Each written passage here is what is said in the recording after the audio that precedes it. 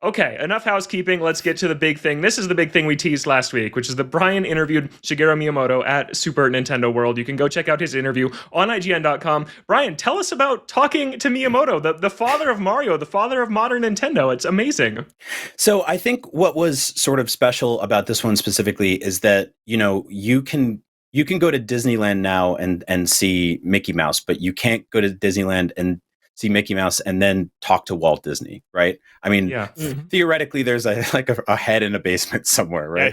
Legend Cryogenically frozen. legend has it. But Miyamoto was at Universal Studios Orlando, and for a select few people got to talk to him, and I was very lucky. I got 30 minutes with him, and Whoa. so basically I got like a full afternoon at Super Nintendo World on sort of like a kind of like a VIP thing, right? Where like a bunch of folks were brought in to sort of see the park before it officially opens to the public, I believe today. And so to set things up, Super Nintendo World has been available in Japan for a while, and in California, and now the Donkey Kong expansion was available in Japan, and now for the first time in America, it's in Florida. Hopefully, eventually comes to California next, right?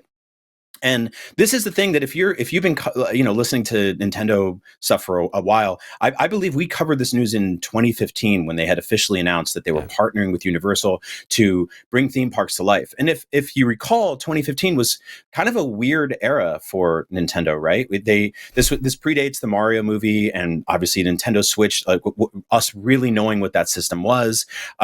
We were sort of in those kind of tepid Wii U years, and we were big into Amiibo. And 2015 was actually a pretty good year software wise for the Wii U. Actually, one of the best, if not the best year. And it sort of took us back a little bit to be like, wait, that doesn't really make sense for you guys. Like that seems like sort of out of left field for this company. And the more we thought about it, we were like, actually, this makes perfect sense. Like this is, video games and theme parks, they have a lot in common. They are both incredibly experiential. They're both also very guided and on rails, right? Like you walk into a theme park and there's specific things you can and can't do, and you're not really supposed to clip past for certain areas of the environment. Same thing goes for sort of 3D video games. And so it's been really cool to watch that journey come together and eventually come into fruition. And all of a sudden we actually have functional working parks that you can go to that, there's a living Super Mario World with, animatronic Goombas and Koopas going around. There's characters and costumes. There's bespoke shops where you can get, a mushroom burger, and there's rides and interactive things, and merchandise stores, all this cool stuff. And so the Donkey Kong expansion specifically has been timed sort of serendipitously because we're getting a brand new Donkey Kong game this year.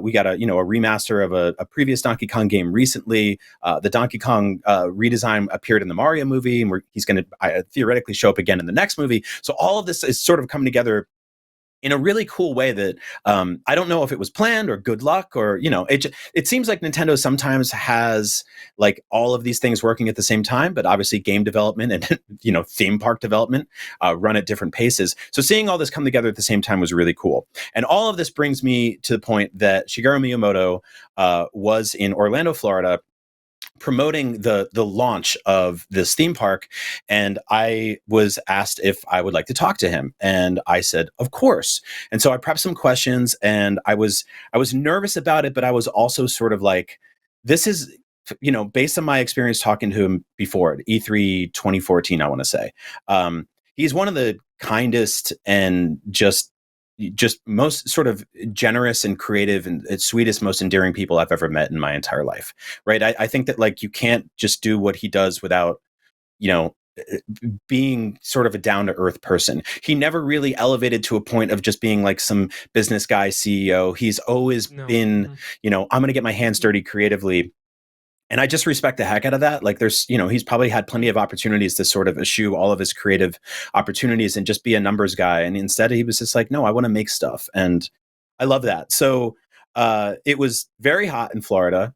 So I was that probably that probably didn't help, because I was kind of like, I'm a little nervous about this, but I'm also excited for it. But also it's 96 degrees and humid, and I feel like I'm in direct laser beam sun. Like a bunch of us were joking that it felt like the sun from Mario 3 was just chasing us the whole weekend. It's a good feature of the park. Yeah. And so I come up the stairs and I see Mr. Miyamoto, and I say hello, and I say, hey, it's really good to see you again. I haven't seen you since 11 years ago, E3 2014. And he immediately was like, oh, yeah, that was the Star Fox Zero year. And I was like, wow, you just clicked. Like, you knew exactly what you were in town for. And then before we got started, and this was probably, I don't know if I did this on purpose or it sort of worked this way, but he goes, hey, like, before we get started, what's up with your shirt? And he points to the shirt, and I'm wearing it right now. And if you're listening, I'll explain it to you. But if you're watching, you can take a look at it. And I say to him, okay, so in 1994, a game called Donkey Kong 94 came out. You were a producer on it. So one of the first times, like, Donkey Kong as a character was sort of seen as, like, you know, a lot more expressive than the arcade version, right? It was the first time they really took this character and elevated him into a completely new thing, where he was a lot more animated, he was a lot more silly and goofy, a lot more charismatic, and I really loved it. And they made a manga for it in Japan, which I dug up recently, scanned a page from, cleaned up in Photoshop, and printed on a t-shirt specifically for myself. And he just kind of laughed and was like, wow. Okay. And I was like, no I way. promise. And it's so cool too. If you're not watching that, so here, check it out. Very cool. It's a really cool shirt. It's a one of one. Oh man. Yeah, that is amazing. Yeah. So I said I did not know there was a manga for DK94. It's so really cool. So yeah, I mean, there's PDFs out there if you want to find it. But so I said to him, I promise you, I only printed one. I got it. I'm not selling this in the parking lot or anything. And he just starts laughing like crazy. So it's like this. It's just like sort of this accidental, wonderful icebreaker. Yeah. So yeah, then we got to talking, and I was like, you know, I asked him how sort of surreal it was to be walking around this place that, you know, came from his brain, basically. Like so much of modern Nintendo is built on like notebook sketches that he did, you know, in the early 80s, and, you know, drawings for Donkey Kong and Mario and levels and, you know, enemies and power-ups, and all of that stuff has just become some of the most iconic stuff in all of video games, period. And this man is just just a treasure. He's just a sweet, amazing guy. And to have him talk about why this place is special, you know, just a few feet from where the actual place exists, was really cool. And I think one of my favorite moments of the interview was, you know, like I wanted to mostly stick to theme park stuff.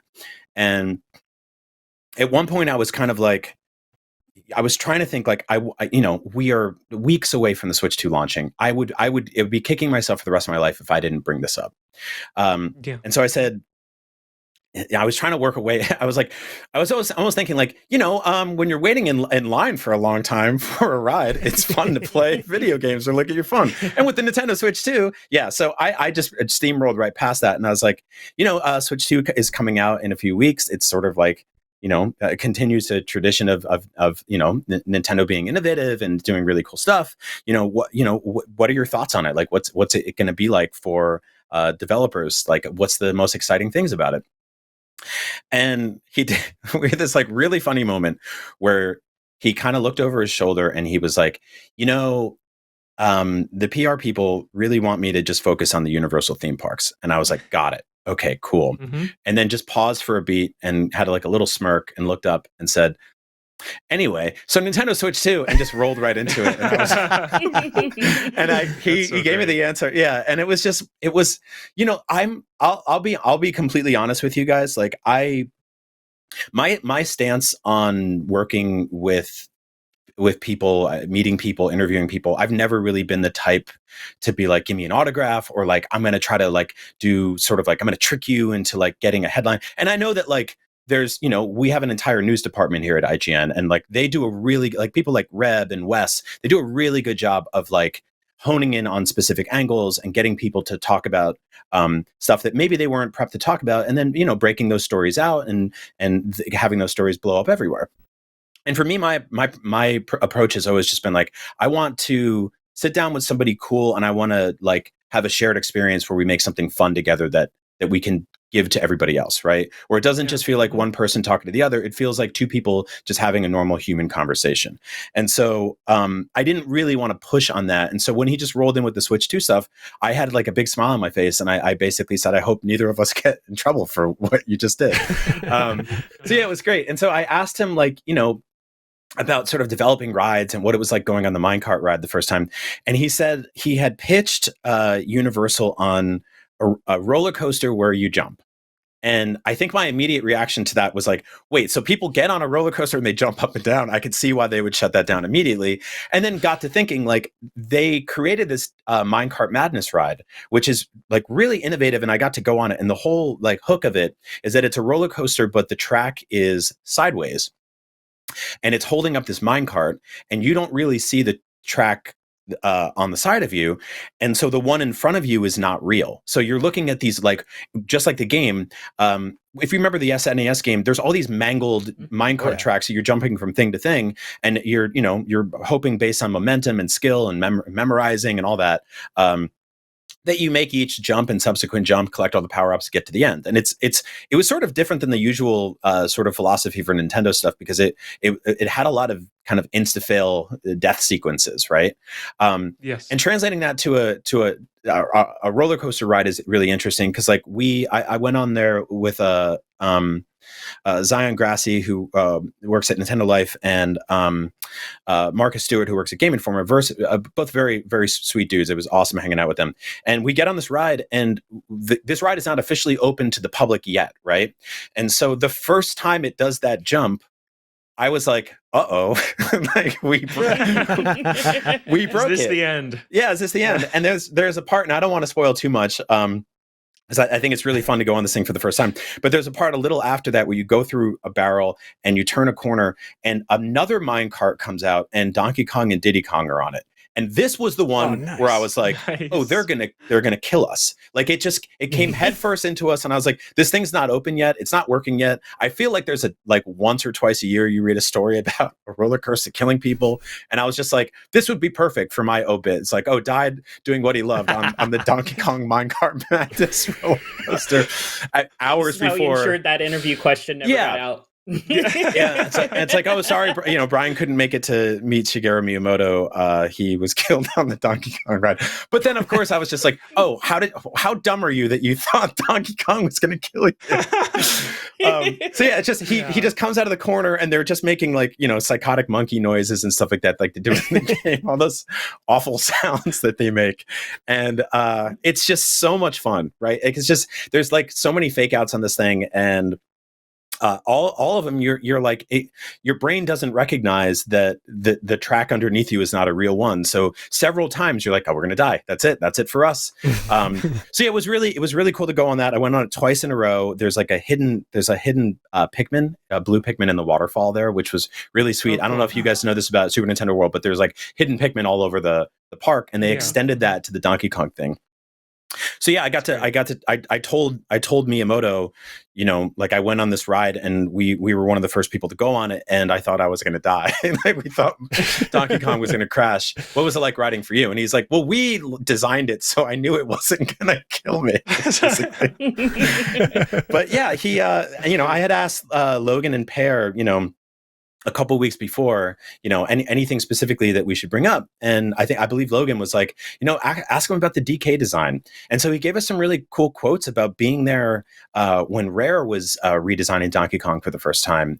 And I guess like there's been this sort of like conversation for a while on the internet about Donkey Kong Country that like, I think based on like hearsay or misappropriated quotes, that Miyamoto doesn't like that game. Oh, he hates it. He hates it. That's what all the stories say. Yeah, that we've read that for decades now, and I think it was like really cool to just have him sit down and tell me like I was there to help design that character. It's not like he just disappeared and they were like, hey, you come back to me when the game's done.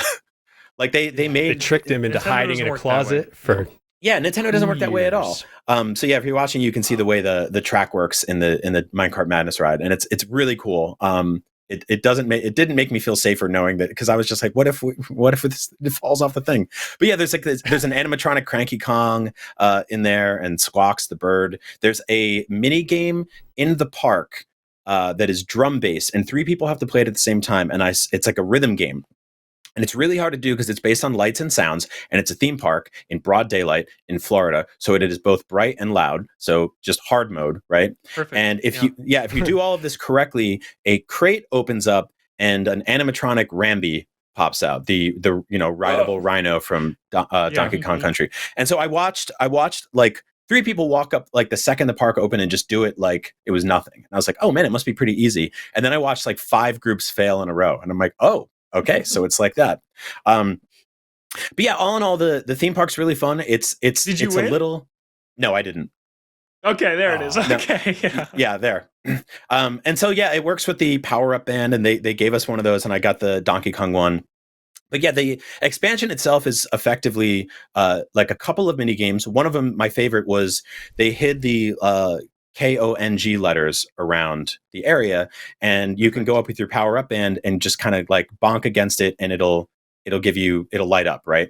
And so I think collecting them all in order, and then you go to like a specific kiosk, and it gives you like a prize JPEG basically, right? So they have that. They have Funky Kong's airline shop, which is good. Otherwise, he has zero. Him and Candy Kong, no presence in the park whatsoever. Like they are not. That is crazy. There's no more Florida monkey than Funky Kong. Like he was born in Orlando, he was a suburb of Orlando. He was practically in Spring Breakers. Like he was, he's the guy. I love him.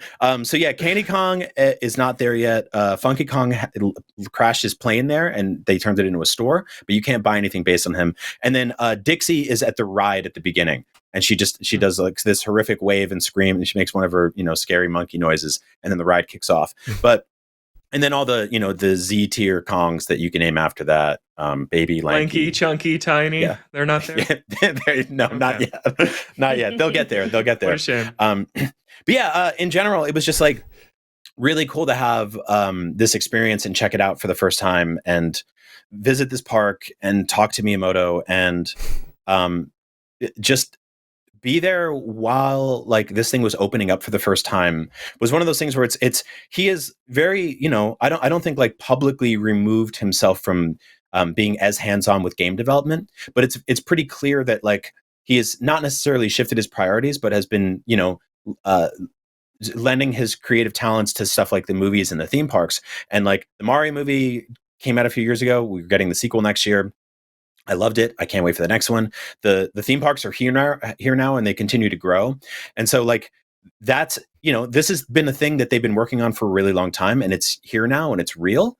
And I don't know. I love that for him, I guess. Like it's really, we still get awesome Nintendo games.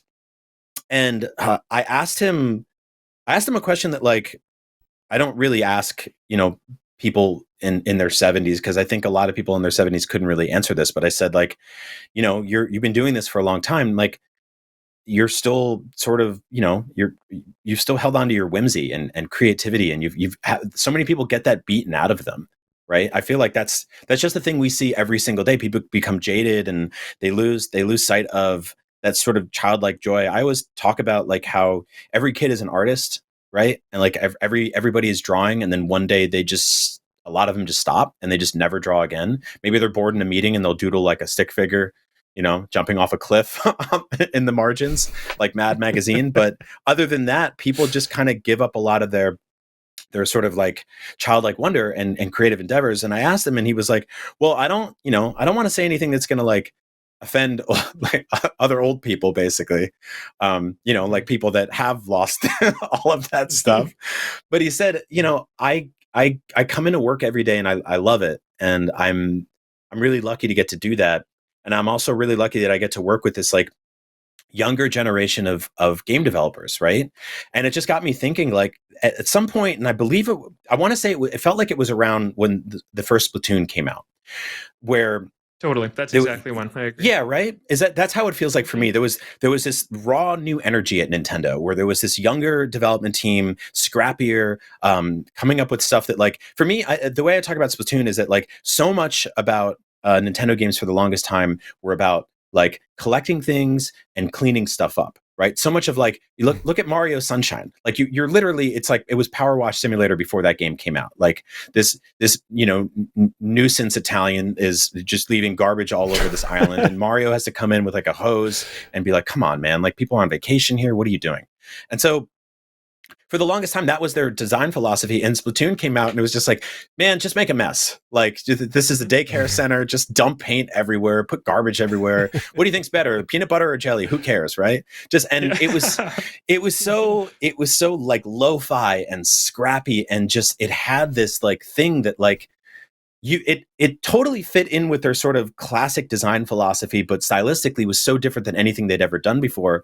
And I feel like they've continued that in so many ways. And to me, that was kind of a turning point. And you can definitely tell there's a bunch of like old guard ideas that will always remain there with Nintendo, right? But then there's like been this push where this younger generation has been around for a long time, pushing for new ideas and new sequels and innovation that, not to say wasn't there in the past, but the kind of thing that can only come from like a young mind. And he said that, I get to sort of like take that energy, and he clarified quickly, like not in like a, I'm stealing their energy kind of way. Like I'm not a vampire. He doesn't come in like, hey, give me your blood. Which I thought was really sweet. Like it was just really one of those, like, I think that like it's so easy to get old, and we all will do it, and look at younger generations. Like, I don't know, I saw the poster for like the Michael Bay Skibbity Toilet movie yesterday. And do you know how easy it is as someone like me in my 40s to just instantly get mad at that? And I had to just pause and just be like, I don't know. That's, that's a meme based on a Gary's Mod, a joke that blew up, that turned into its own thing with a life its own. And that's going to bring a lot of young people joy. And there's people that were probably in their 40s when I was in my 20s, rolling their eyes at the crap that I loved. And so, yeah, I think what he said was, eat pizza. What's the deal? Yeah. Samurai pizza cats. Yeah. I think it's really easy to get jaded about that stuff. And I'm not saying, give everybody younger than you a free pass, because obviously, you criticize and scrutinize things to your heart's content.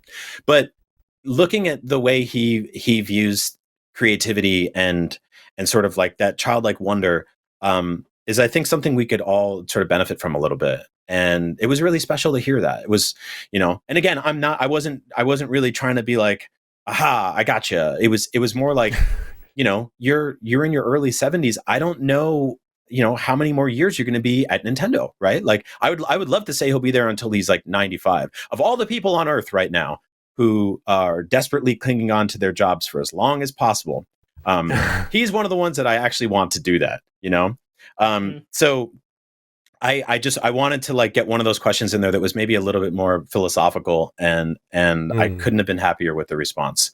So yeah, all in all, legendary, wonderful man, tremendous honor to get to talk to him. And at the end, I was like, so I guess I'll see you again in 11 years, which we both kind of laughed about. Yeah. So it was great. He's awesome. And the theme park's a ton of fun. Yeah, that's so cool. Well, just awesome interview, man. That is so cool. Congrats on going and doing that. That's really awesome. And another thing I just wanted to shout out from is, you're totally right. I like the whole thing you were just talking about the younger energy at Nintendo. And we see that in things like Ask the Developer for something like Super Mario Brothers Wonder, where they said anybody at the company could write an idea on a sticky note and for a wonder effect, and we would consider it. And it is this collaborative effort that you can see. I think specifically Splatoon 2015 is when that came out, and then that kind of kicked off into the Switch generation. You just see that creative drive there again with Nintendo, and I'm not saying they necessarily ever lost it, but there was that era of it's new Super Mario Brothers, it's new Super Mario Brothers 2. Like that was what they were doing for a while, and I do feel like something philosophically has changed to where every franchise kind of got jump-started this generation with new, younger, creative energy, and I think that's been really, really cool for them. So it's cool that you got to ask them about that. And something else I wanted to bring up is one of my favorite lines from your interview with Miyamoto was when he called Nintendo a talent agency. And I think that is something that we talk about a lot on this show, is we always say Nintendo comes up with a great gameplay idea, and then they look at their stable of characters and choose who to give that idea to. And we've said that for years and years and years, and it was very cool to hear that out of Miyamoto's mouth himself to say, yep, it's a talent agency. We have this idea and we pick which actor we're going to give it to. That's just so cool that is still to this day how they think about things. And I just really like to see that from him. Yeah, again, it's like I think that this is not, and not to throw shade at like the people running other, video game companies and development studios and stuff like that. But like, this is not a man that was, elevated to sort of like CEO business guy. Like, I think that like ultimately they're all, you have to make a successful product to succeed as a company, right? So there's always going to be that thing in the back of your head that says like, will this fail? Will this be financially successful? Will this allow, us to create sequels, and will this grow the IP? But also like just being like, hey, we have this tremendous roster of talent. Who goes where? Like what fits in what place? And Logan, I think you nailed it. Like there was that sort of notion for a long time that like they would come up with like a gimmick or a hook or like a design idea. And I mean all of those things in like the sort of kindest way possible. Because I do think that like there was about 7 or 8 years as a Nintendo fan where like you heard the word gimmick and it was always just like a bad thing, right? Like motion control waggle or something. Waggle was a gimmick. And it's like, yeah, but it also revolutionized an entire generation. It created a bunch of brand new gamers for the first time. And so, yeah, that thing where they're just like somebody in a lab at Nintendo is like, oh, we created this cool thing where, you can throw your item at something and you'll turn into them. And they were like, what if it was Mario's hat and he became a T-Rex? Cool. Now we have Super Mario Odyssey. We have a character that can build anything. It feels like Link would do that, like that I love. Like, and the thing he said about sort of like the Pikmin are some of the only ones that can sort of just like, I don't sneak under the fence into any game, basically. Like they're tiny enough to like walk from Zelda to Mario. And I don't know if I want to see that in a game itself, but like if they do, like the idea of it working in a theme park is really cute. Or like, I don't know, if like a Pikmin runs by in one part in the next Mario movie, I would love like if they ever do a super like a Zelda expansion at the theme parks and they hide some Pikmin up in a tree or in a treasure chest, which I totally feel like is going to be a thing, by the way. Like walking around Zelda theme park. Yeah. Yes. Walking around Donkey Kong Country. I was just thinking like, this is so right for like, if they do a Zelda movie in a few years, which they will, doing an expansion that's Zelda themed and having, sort of like one of those like dark rides that takes place in a cave, and, you have to get the Triforce, and, there's boss fights and all that fun stuff, and then having gift shops and hidden things like you. Yeah. Yes. Yeah. Drop through a hole into the underworld. I will do that on a Zelda roller coaster. I love that. I didn't even think of that. Pieces. I didn't even think that is so funny. That's such a great idea. Yeah, that'd be really cool. I hope a Zelda theme park happens too. I know they're very crunched for space at Universal Studios Hollywood, so these expansions probably will come to the Orlando one and the one that's in Japan's, but hopefully Hollywood gets some of them too. But yeah, you mentioned Pikmin, Brian. Last thing I wanted to say here is that you did ask him about Pikmin, and Miyamoto said he's been trying to grow Pikmin the last 5 or 6 years. We got all 4 games on Switch. We got the Pikmin Blue mobile game, which some people still play, and then we got Pikmin like at the Nintendo store, there's Pikmin that run around. At the theme park, there's Pikmin that run around. They appear very briefly in the Mario movie. And Jada, I know you're a huge Pikmin fan, so it's got to be cool to hear Miyamoto say, yes, this has been my goal for the last 5 years.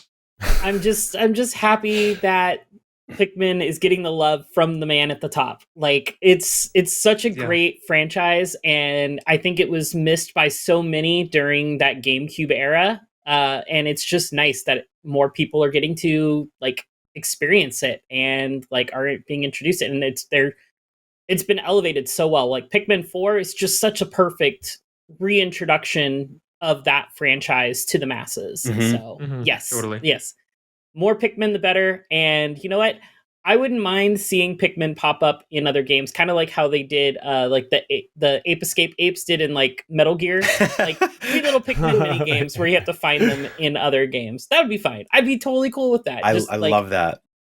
Yeah. Yeah, I'm right there with you. Pikmin 4 was amazing.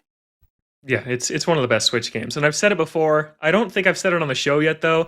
I feel like the conversations around Nintendo Switch 2 Welcome Tour would be so different if instead of Honey, I Shrunk the Kids, like it was Pikmin running around on the Switch 2 console. And this was I would have bought Pikmin giving you a tour of the console. I'd pay $10 for that. I think a lot more people would, because it would just be more charming and more Nintendo than this kind of sterile looking thing that it is now. Yeah. Seth, before we move on, any thoughts on Miyamoto, Nintendo World, anything we've been talking about here?